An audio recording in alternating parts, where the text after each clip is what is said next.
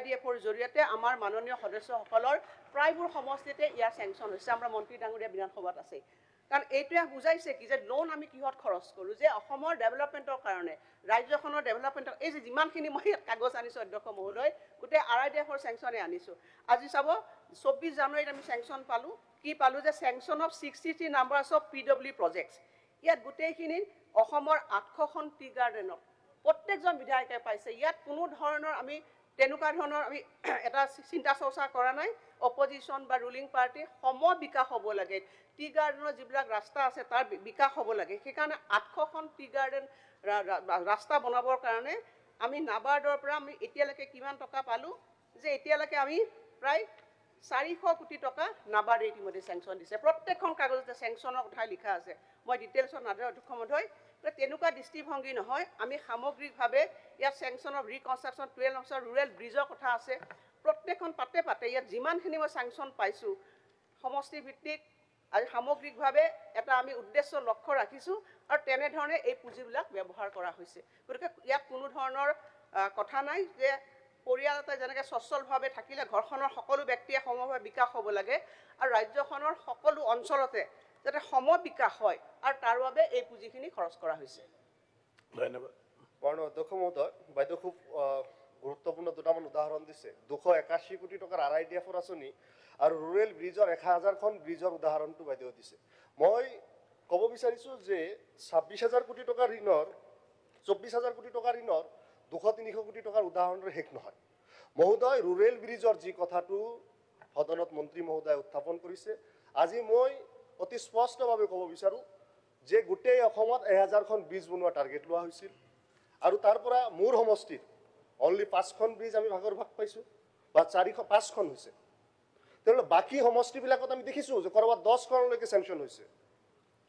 মহোদয় এইটো হ'ল ডিছক্ৰিমিনেশ্যন মানে কুৱেশ্যনটো মহোদয় মানে কুৱেশ্যনটো কৰক RIDF-ৰ পথৰ কথা না এইটো ডিবেট নহয় আপুনি কুৱেশ্যনটো কৰক আপুনি কি জানিব খুজিছে এক নম্বৰত আমি প্ৰশ্নটো আনিছিলোঁ যে এই আপোনাক কি লাগে সাপ্লিমেন্টাৰী কুৱেশ্যন বিভাগ অনুযায়ী কি ধৰণৰ এক্সপেন্ডিচাৰ কৰা হ'ল বা আপোনাক কি লাগে অনাৰেবল মিনিষ্টাৰে ৰিপ্লাই দিব ফলটো আমি পোৱা নাই মহোদয় দেখিছোঁ যে আপুনি ডিবেট যদি নালাগে আৰু Abdul Batin condition Abdul Batin conductor. No. You have any supplementary question? No. This is not debate. It's a debate, no. Abdul Batin conductor. No. Now, please, honorable member. Are house or morjada to basai rakhok, no. This is question hour. উন্নয়ন নকৰি It's question hour. সমষ্টিত উন্নয়ন কৰিব Abdul Batin conductor. It's recorded na jabo. তাৰ It's recorded. দিলৈ কৰা উন্নয়ন Please na. Please. It's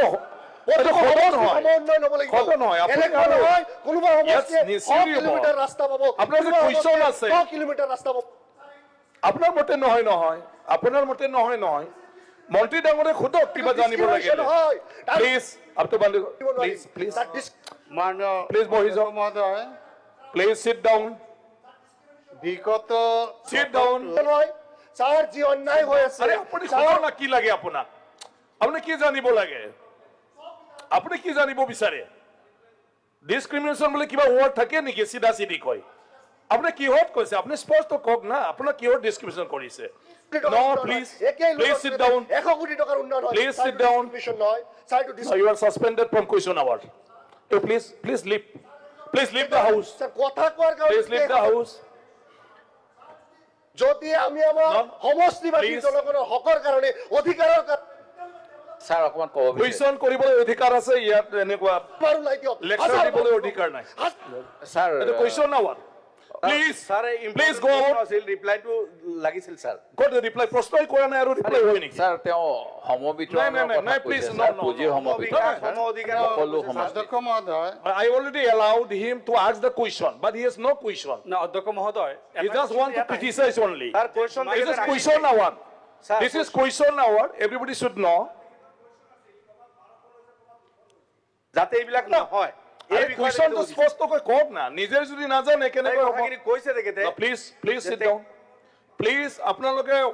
নাই আপোনালোকে সিনিয়ৰ মেম্বাৰ একে জুনিয়ৰ মেম্বাৰ আপোনালোকে বুজাই দিয়ক দিস ইজ কুৱেশ্চন আৱাৰ অধ্যক্ষ মহোদয় if anything he can ask sir ডেভেলপমেন্টৰ কথা ইম্পৰ্টেন্ট কথা কি ল'ব লাগিছিল please this is not discussion এটা discussion hour নহয় নাই যাক কুৱেশ্চন নকৰে no আব্দুল বাটেন কৰ মাননীয় ন উইথড্ৰল তেতিয়াহ'লেতো কেনেকৈ চলিব সাপ্লিমেন্টাৰি মাননীয় অধ্যক্ষ মহোদয় বিগত দশকটোত ৰাজ্যখনে 12.6 হাৰৰ মানে যৌগিক বাৰ্ষিক বৃদ্ধিৰ হাৰ দেখুওৱা হৈছে তো এই পিৰিয়ডটোত মানে ৰাজ্যখনৰ আউটষ্টেণ্ডিং লাইবিলিটিৰ গ্ৰোথ ৰেট কিমান হ'ব সেইটো বাইদেউ ক'ব পাৰিব নেকি তাকে আপোনাৰ জৰিয়তে সুধিছোঁ honourable minister outstanding liability in the last decade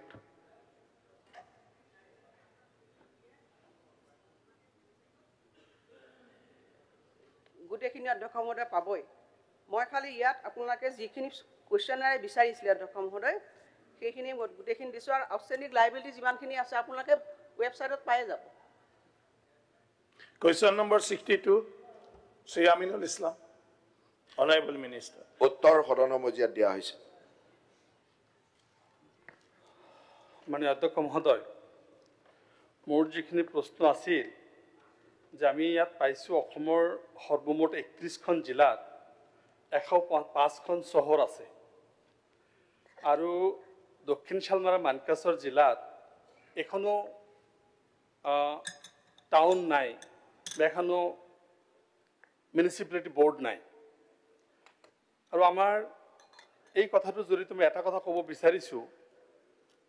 যে আজি এখনো বোৰ্ড নথকাত মানে আমাৰ জিলাৰ সদৰ কাৰ্যখন এটা পঞ্চায়তৰ ভিতৰত আছে ইয়াত উল্লেখ কৰিছে পঞ্চায়ত ফুলেশ্বৰ পঞ্চায়তত আছে আৰু ইয়াত মাৰাত্মকভাৱে কোৱা হৈছে যে আজিলৈকে জিলাৰ ফালৰ পৰা কোনো ধৰণৰ প্ৰস্তাৱ পোৱা নাই মই MLA হোৱাৰ পৰা 3বাৰ প্ৰস্তাৱ পঠাইছোঁ 3বাৰ সেন্সাস কৰিবৰ কাৰণে ইয়াৰ পৰা অৰ্ডাৰ গৈছে আজিলৈকে আমাৰ দক্ষিণ শালমাৰা মানকাছত এখনো হোৱা নাই ইয়াত আমাৰ মানকাছৰ যিখন টাউন 1971 সেন্সাসত আমাৰ এইটো সেন্সাস টাউন হিচাপে কৰি আহিছে 54 বছৰ আমাৰ যিমান সেন্সাস হৈছে প্ৰতিটো সেন্সাসত সেন্সাস টাউন হিচাপে ডিক্লেয়াৰ হৈছে আমাৰ কথা হ'ল যে এই যে যিটো কথা ইয়াত কোৱা হ'ল যে মানকাছৰৰ পৰা ডিচিৰ পৰা কোনো ধৰণৰ প্ৰস্তাৱ অহা নাই 3বাৰ প্ৰস্তাৱ আহিছে মই নিজে অফিচাৰবিলাকক পাৰ্চনেলি গৈ লগ কৰিছোঁ কিহৰ কাৰণে হোৱা নাই 150খন টাউন ইয়াত আছে আজি ডিমা হাছাওত আমি ভাল পাইছোঁ তাত 4খন টাউন আছে তাত পপুলেশ্যন হ'ল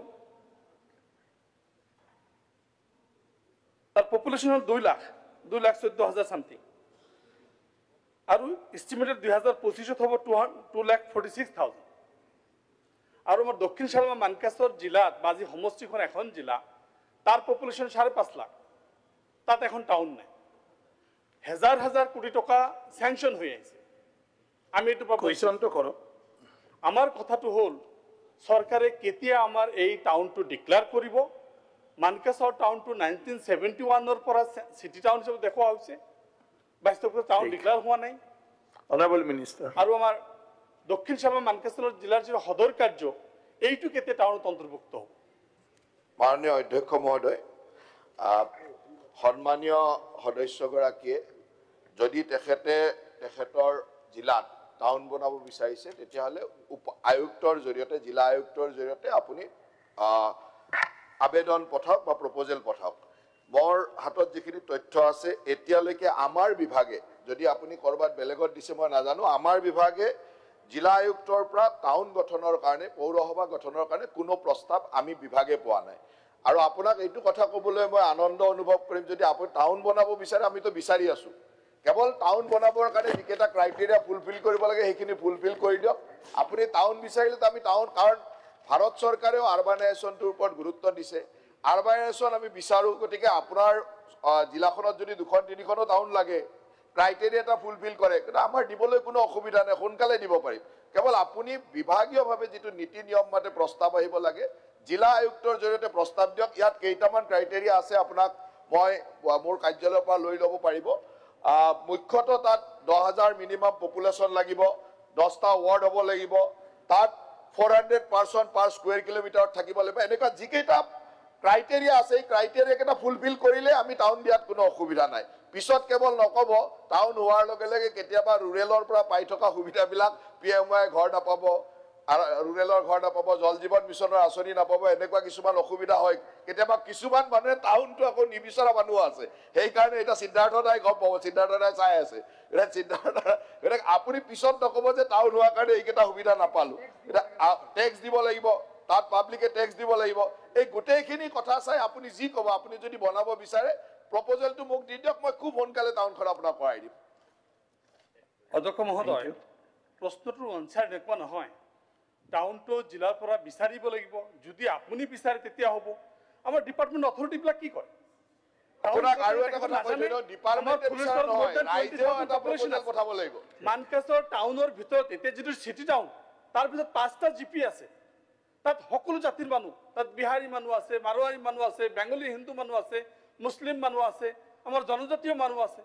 সেই একেটা টাউনৰ ভিতৰতে এতিয়া টাউন হৈ আছে। এইখিনি ব্ৰিটিছৰ পৰা তাত টাউনৰ ছিষ্টেম আছে, আজিলৈকে হোৱা নাই। আৰু মই স্পেচিয়েলি বিচাৰিব লাগিব, এনেকুৱাকে লাইবিলিটি ইম্প'জ কৰিছে যে ময়ে টেক্সৰ ব্যৱস্থা কৰিম। ডেভেলপমেণ্টখিনি ক'ত যাব? হাজাৰ এতিয়া মই আপোনাক সুধিছো, এই টাউন বিচাৰিবৰ কাৰণে আপোনালোকে কিয় মই বিচাৰিব এটা ৰিজলিউচন লৈ কথা অথৰিটি নাই? পাব্লিকে এটা পঞ্চায়তৰ ভিতৰত এটা ডিষ্ট্ৰিক্ট অফিচ চলি আছে, কুৱেশ্যনটো কৰক। পঞ্চায়তৰ ডিষ্ট্ৰিক্ট অফিচ চলি আছে। ভাল পাইছো ডিমা হাউচত দিছে, আপুনি আপোনালোকৰ ডেভেলপমেণ্ট ৰাখিবৰ কাৰণে, ডেভেলপমেণ্টৰ পৰা হাতত ৰাখিবৰ কাৰণে কৰিছে। কুৱেশ্যনটো কৰক স্পেচিফিক। পানীৰ ঘৰৰ ব্যৱস্থা নাই, বেলেগ জেগাত আইৱাৰ ঘৰৰ ব্যৱস্থা নাই। Thank you. Next question. Question number 63. স্পষ্টভাৱে দিব লাগিব। নুৰুল হুদা। মাননীয় Question অধ্যক্ষ number মহোদয়, 63. আপুনি যিটো কথা কৈছে হ'ব হৈছে আৰু। টাউন বিচাৰিবৰ কাৰণে তাৰ আপোনালোকে উত্তৰ প্ৰশ্ন কৰি আছে একেবাৰে। Please. Question number 62 over. কিয় হোৱা নাই? Question number 62 over. Question number 63. Nurul Huda. Honorable Minister. উত্তৰ সদনৰ মাজত দিয়া হৈছে। মাননীয় অধ্যক্ষ মহোদয়, প্ৰশ্নৰ উত্তৰ দিছে আৰু উত্তৰত দেখা যায় যে আমাৰ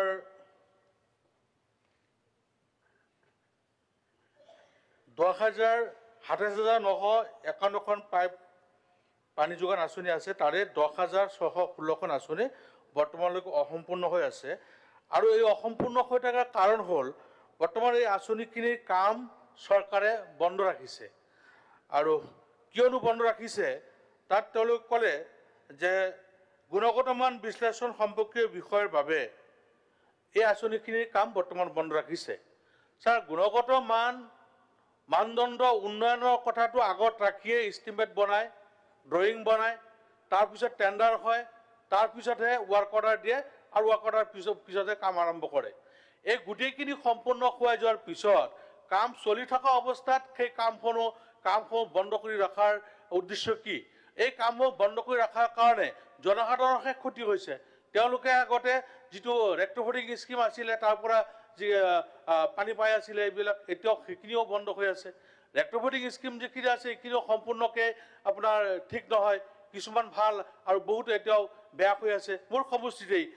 কৰণীজলা আৰু কালিডিঙ্গা দুখন ৰেক্ট্ৰফটিং স্কিম বন্ধ হৈ আছে আৰু কাৰেণ্ট নাথাকে। আৰু যিবিলাক চলি আছে সেইবিলাকত ছাৰ কাৰেণ্ট নাথাকে। কাৰেণ্ট নাথাকাৰ কাৰণ হ'ল বিল নিদিয়ে। গতিকে এই কাৰেণ্টৰ বিলসমূহ দিয়াৰ কাৰণে কি ব্যৱস্থা চৰকাৰ লৈছে? মাননীয় অধ্যক্ষ মহোদয়, মই আজি এই চেগতে সন্মানীয় সদস্য সকলোকে জনাবলৈ পাই সুখী হ'ম যে আপোনালোকে যিবিলাক প্ৰশ্ন যে কিমান স্কিম চলি আছে, কি ফাংচনেল আছে, আমি আজিকালি JJM ব্ৰেইন নামেৰে এটা ৱেবছাইট কৰি দিছোঁ, য'ত আপোনালোকে মোৰ ওচৰত আহিব নালাগে। JJM ব্ৰেইনত মাৰি একেবাৰে স্কিমটো কি চলি আছে, কিমানজন মানুহে পানী পাই আছে, ঠিককৈ চলি আছে নে, কিবা প্ৰব্লেম আছে নে, গোটেই অনলাইনত থাকে।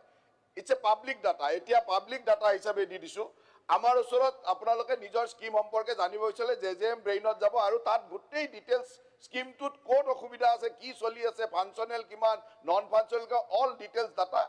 একেবাৰে ডিষ্ট্ৰিক্ট ৱাইজ, ডিভিজন ৱাইজ আছে। গতিকে মই আপোনালোকক JJM ব্ৰেইন, গতিকে আপোনালোক সকলোৱে নিজৰ নিজৰ স্কিম সম্পৰ্কে তাতেই চাই ল'ব পাৰিব। দ্বিতীয় কথাটো হ'ল যে আমাৰ এতিয়া 10,000 আঁচনি সম্পূৰ্ণ হোৱা নাছিল আৰু এইটো বৰ্তমান সময়ত আমি কামটো বন্ধ ৰাখিছিলোঁ। কিছুদিনৰ কাৰণে এটা ষ্টেণ্ডষ্টিল পিৰিয়ড আছিলে, এইকাৰণে যে এই গোটেইবিলাক কামৰে যিটো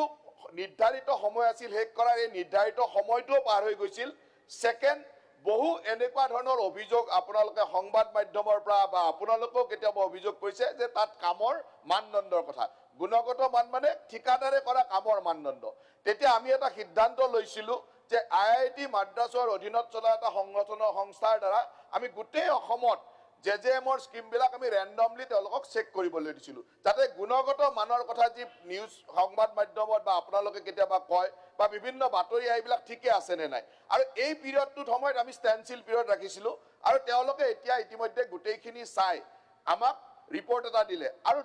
ভাৰত চৰকাৰৰ এই আঁচনিখনৰ সময়সীমা আছিল 2024 চনৰ ডিচেম্বৰ মাহ গতিকে প্ৰত্যেকৰে ৱাৰ্ক অৰ্ডাৰৰ কাম 24 ডিচেম্বৰৰ আগত চবৰে শেষ হৈ যাব লাগিছিল কিন্তু শেষ নহ'ল ভাৰত চৰকাৰে আঁচনিখন বঢ়াই দিবনে নাই সেই কথাটো আমি চাব লাগিব আৰু সেইকাৰণে ষ্টেণ্ডষ্টিল পিৰিয়ডত আমি গোটেই ছাৰ্ভে কৰাইছিলোঁ ৰিপৰ্ট আমাৰ আহিলে আৰু আমি আপোনালোকক গৌৰৱেৰে ক'ব পৰা হৈছোঁ যে ভাৰতবৰ্ষৰ ভিতৰত বাকি ৰাজ্যৰ তুলনাত মই কোৱা নাই কৰবাত আমাৰো দুই এটা ফল দেখুৱাইছে কিন্তু অন্য ৰাজ্যৰ তুলনাত অসমৰ জেজেএম আটাইতকৈ ভাল হোৱা বুলি IIT মাদ্ৰাছে ৰিপৰ্ট দি থৈছে গতিকে এয়া কোনো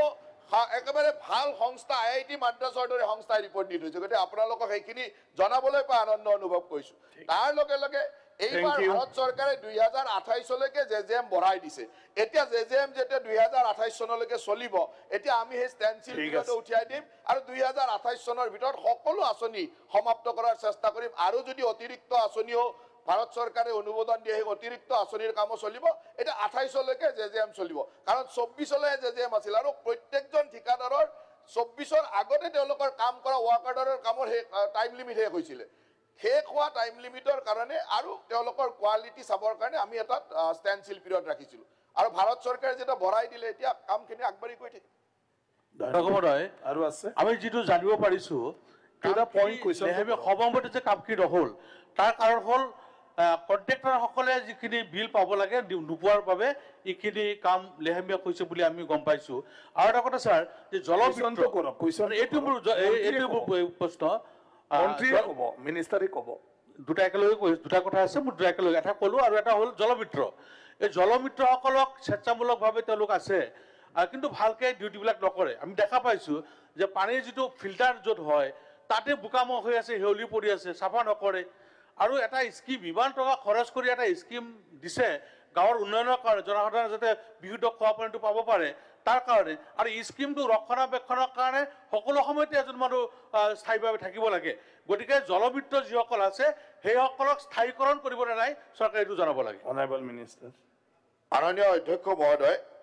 আমাৰ তেখেতে যিটো কথা কৈছে যোৱা ছেপ্টেম্বৰ মাহলৈ মানে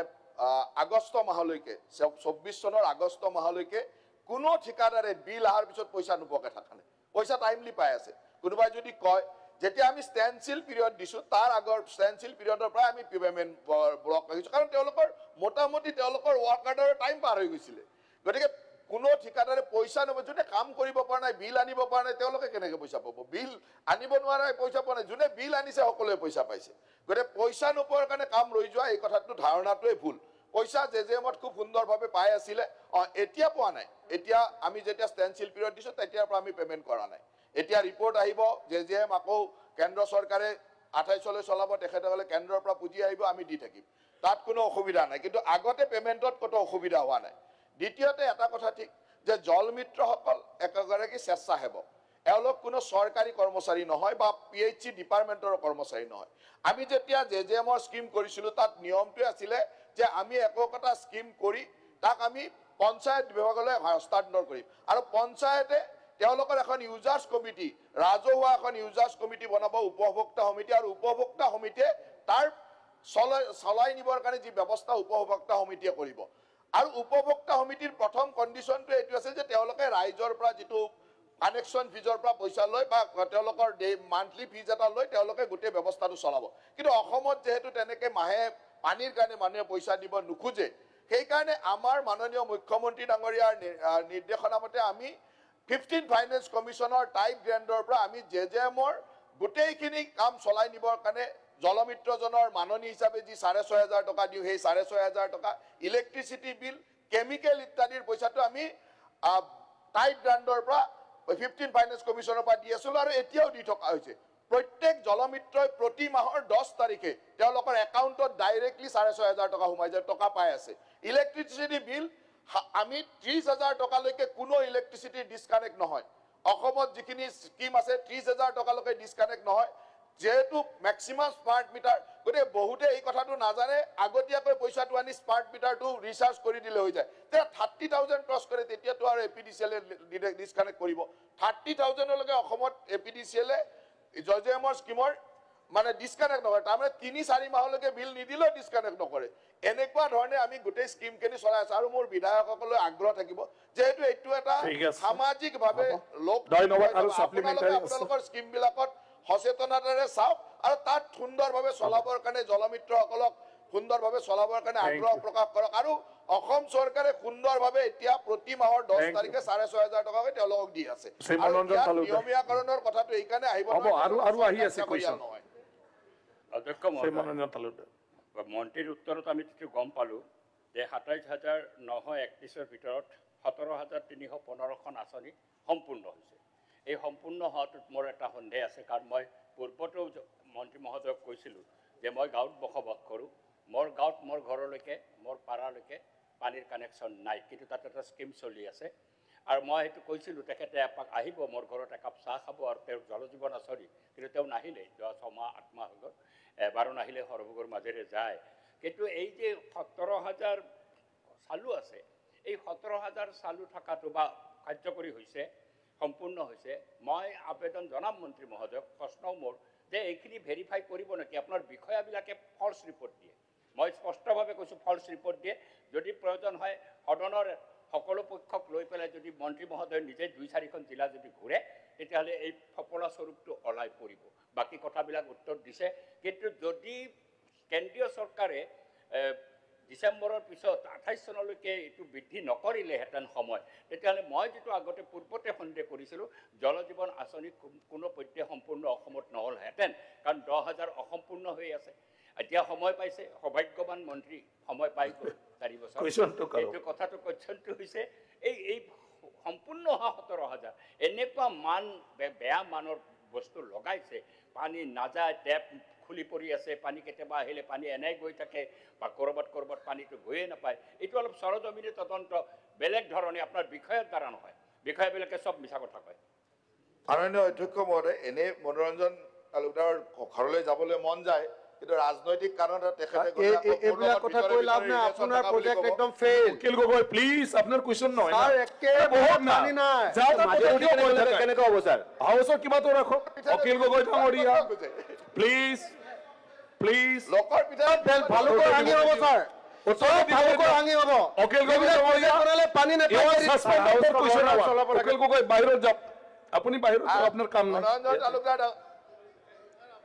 আপোনাৰ কুৱেশ্যন আৱাৰত কাম নাই যাবলৈ এনে যাবলৈ দিয়ক এনে যাব এনে বাহিৰত যাওক আপুনি বাহিৰত যাওক ডিষ্টাৰ্ব হৈ থাকে টাইম নাই ন আৰু যে কুৱেশ্যন আৱাৰ নালাগে সদনক মই কুৱেশ্যন আৱাৰ অভাৰ কৰি দিম শেষ কৰি দিম if interested question লাগে না নালাগে question আৱাৰ মাননীয় অধ্যক্ষ মহোদয় এনে মনোৰঞ্জন তালুকদাৰ ঘৰলৈ যাবলৈ মন যায় আকৌ মোৰ লগত ভিতৰে সম্পৰ্ক থকা বুলি দলে তেওঁক কেতিয়াবা ক্ষতি কৰিব বুলিয়ে মই যোৱা নাই মই যাম সেইটো কাৰণত মই যোৱা নাছিলোঁ ঠিক আছে এইবাৰ আপুনি মাতিছে যেতিয়া দলে ক্ষতি নকৰিলে আপোনাৰ তাত যাম দ্বিতীয় কথাটো হ'ল যে আপোনাক মই অলপ আগতে ক'লোৱে যে সকলোৰে কাৰণে JJM ব্ৰেইনত আপোনালোকে অল স্কিমৰ ডিটেইলছ পাই যাব কেইটা স্কিম চলি আছে কিমানজন মানুহে পানী পাই আছে আনকি কিমান আপোনাৰ স্কিমটোত যে কিমানজন মানুহে পাই আছে আপুনি গাঁৱত গৈ নিজে সেই স্কিমটোত নিজে অনলাইনত চাই কৰিব নিশ্চয়কৈ এই তথ্যখিনি আমাৰ বিভাগৰ পৰা আহে বিভাগৰ পৰা অহা তথ্য আমি কেতিয়াবা ডিষ্ট্ৰিক্ট এডমিশ্যনৰ দ্বাৰা ভেৰিফাইও কৰাওঁ ADC বিলাকৰ পৰা আমি ভেৰিফাইও কৰাওঁ গতিকে এই বিভাগে দিয়া তথ্যত যদি কৰবাত খেলি মেলি আছে তেতিয়াহ'লে অনলাইনত ওলাই আছে আপুনি অনলাইনত চাই মোক লগালগ কৈ দিব যে অনলাইনত আপোনাৰ ইমান স্কিম ইমানটা কানেকশ্যন দেখুওৱা আছে ইমান মানুহে পাই থকা বুলি কৈ আছে ইমান মানুহে পোৱা নাই তেতিয়া মই ইমিডিয়েটলি একশ্যন ল'ব পাৰিম কাৰণ অনলাইনত দিছোঁ এইকাৰণে যাতে পাব্লিকে সকলোৱে গম পাই থাকে ৰাইজে যেতিয়া গম পাই থাকিব আপুনি এতিয়া স্কিমটো আপুনি এতিয়া কৈ দিলে মোক নিৰ্দিষ্টভাৱে কওক যে অমুক স্কিমটো বেয়া হৈছে অমুকৰ টেপটো ভাঙি থাকে অমুকৰ পাইপ ফাটি থাকে এনেইতো ক'লে নহ'ব বিধানসভাত আহি আপুনি কৈ দিলে যে স্কিমবিলাক এনেকুৱা বেয়া হৈ আছে অমুক হৈ আছে এনেই ক'লে কেনেকৈ হ'ব আপুনি তথ্য দিয়ক মই লগে লগে এনকুৱাৰী দিম মই আপুনি লগে লগে যে এই স্কিমটোত ইমান আছিল আৰু অনলাইনত থকা ডাটাটো চাই পেলাই তথ্যটো দিব ঠিক আছে মোক এনে নকব ডাটা যি আছে সেইটোতকে যদি কিবা গণ্ডগোল আছে মোক দিয়ক মই লগে লগে এনকুৱাৰী দি দিম আৰু তাৰ ওপৰত বিভাগীয় পুৰা একশ্যন ল'ম অধ্যক্ষ ডাঙৰীয়া, ইতিমধ্যে মন্ত্ৰী ডাঙৰীয়াই কৈছে, জলমিত্ৰসকলৰ কথা কৈছে যে তেখেতসকলে আমাৰ বিভাগৰ নহয়, ইউজাৰ কমিটিহে কৰে। কিন্তু মোৰ প্ৰশ্ন হ'ল আপোনাৰ জৰিয়তে মাননীয় মন্ত্ৰী ডাঙৰীয়ালৈ যে জলমিত্ৰসকলক নিয়োগ পত্ৰ কোনে দিলে? আৰু জলমিত্ৰসকলে দীৰ্ঘদিন ধৰি আন্দোলন কৰি আছে। আৰু আমি জানো জল জীৱন মিছন যদি ভালকৈ চলিব লাগে, এই জলমিত্ৰসকলৰ ভূমিকা যথেষ্ট গুৰুত্বপূৰ্ণ। তেনেকৈ চৰকাৰে জলমিত্ৰসকলৰ লগত যদি সংঘাতত লিপ্ত হয় বা জলমিত্ৰসকলে যদি ৰাস্তাত আহি আন্দোলন কৰিব লগা হয়, তেনেহ'লে কিন্তু জল জীৱনৰ জৰিয়তে মানুহে পানী নাপায়। আপোনাক কেৱল এটা কথা উল্লেখ কৰিছোঁ অধ্যক্ষ মহোদয়, আপোনাৰ জৰিয়তে মন্ত্ৰী ডাঙৰীয়াক, যে বিশ্বনাথৰ হাকুমতা বাগিচাৰ জলমিত্ৰ সঞ্জীৱ কৰ্মীয়ে উপযুক্ত মজুৰি নাপায়, প্ৰাপ্য নাপায়, আত্মহত্যা কৰিছে। গতিকে এনেকৈ গোটেই অসমৰ জলমিত্ৰসকলে আজি আন্দোলন কৰিছে। আৰু জলমিত্ৰসকলক চৰকাৰে ডিপাৰ্টমেণ্টে কৈছে আমাৰ নহয়, ইউজাৰ কমিটিয়ে কৈছে আমাৰ নহয়, তেনেহ'লে তেওঁলোকে কাৰ মানুহ? আৰু তেওঁলোকক কোনে নিয়োগ পত্ৰ দিছে? আৰু তেওঁলোকৰ যিটো প্ৰাপ্য, তেওঁলোকে দাবী কৰি আছে, সেই দাবীখিনি শুনাৰ কাৰণে মাননীয় বিভাগীয় মন্ত্ৰী ডাঙৰীয়াই তেখেতসকলক মাতি এটা আলোচনা কৰিব লাগে। সেই আলোচনা আজি পৰ্যন্ত হোৱা নাই বা তেওঁলোকৰ দাবীখিনিতো কোনো গুৰুত্ব দিয়া নাই। গতিকে আমাৰ কথা হ'ল যে জল জীৱন মিছনৰ নামত কোটি কোটি টকা চৰকাৰে খৰচ কৰিছে। আৰু কোটি কোটি টকা খৰচ কৰি যদি জল জীৱনৰ জৰিয়তে পানী নাপায়, তেনেহ'লে